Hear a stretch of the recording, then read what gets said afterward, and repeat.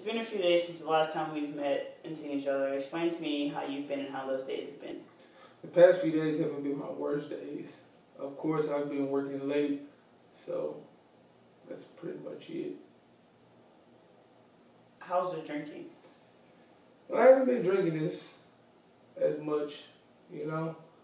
I've been getting out so late. Usually, in the past, I would drink as soon as I get off work for like an hour and a half. But now I just go home pretty much, maybe drink a little bit and then go to bed. So in the past few days that we haven't met, how have you spent those days? I've been spending time with family and friends, you know. I actually had a date with my ex-wife the other day. And I haven't seen her in months. Part of your homework assignment was to write about 3 incidents and write about your feelings and thoughts during and after. You mentioned that you had a date with your ex-wife. Elaborate on that and tell me what that was like. Well, I finally had the courage to ask my ex-wife out on a date just to talk a little bit. But of course, I was late to that.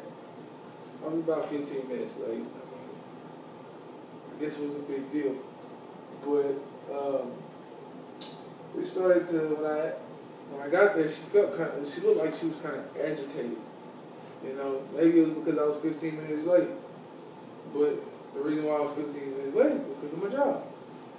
So, couldn't really tell, but, you know, after the day was over, I sent her flowers, and she haven't responded to me since then. So I don't know what's going on. What did you send the flowers for? Well, I sent the flowers for her just because I was late to the day. I know I haven't seen her in a long time, and it's been a while since we talked. So me being late at my job, of course, I just wanted to send her the flowers to kind of show her that I was sorry for being late. What were your thoughts during the date and after everything was over? How did you feel? I just thought, of course, that I screwed up, you know. Again, I can never get things right, so I'm always messing up. You said again. What do you mean by again? Do you feel as if your divorce was all of your fault and none of hers? Well, yeah, I think most of this is my fault just because of my job situation, how I was never at home, and I feel like, and she also felt like that I was married to my job. And kind of looking back now, I kind of feel that way. I mean, even on our date, I was 15 minutes late because of my job. So I say it pretty much was a good chunk of it was my fault. Is there a reason you stayed away from home so much and so engaged in your work? Yeah. I mean, we was going through financial problems, and we was always arguing about financial stuff. So it was more like a getaway type thing where I could just go to work and just do my job. And some days I would just stay over trying to get other stuff done. I was just trying to bring in more money into the household. Well, that's the way I looked at it. But she seen it a whole different way where I wasn't coming home and I was, you know, always late to things and stuff like that. But in my eyes, I felt like I was trying to help us out in a way. So with that being said, I mean, I understand where she was coming from, where I wasn't coming home and things like that, which I should have been, even though we were going through financial problems. I mean, I just didn't feel like,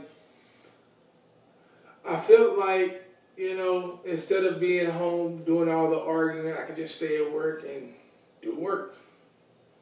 That's pretty much it. You seem to always find the negative and the bad side of your divorce and how everything ended. We're going to do a little exercise, and I'm going to give you a bad scenario, and you tell me where the positive is, or if there is one, or if you see one at all. Okay, say for instance that you're coaching a game, and it's the end, and you call a play, and it's a bad play call, and it causes you guys to lose the game. Where is the positive in that mistake? The positive can be in that is where, okay, now I know what not to do in that situation. I mean, I can make a difference by doing something else instead of that. So next time in this situation, I won't do the same thing. I won't make the same mistake over and over again. Okay, so why do you think that you can't use that same positive outlook that you just did with your job, with your marriage?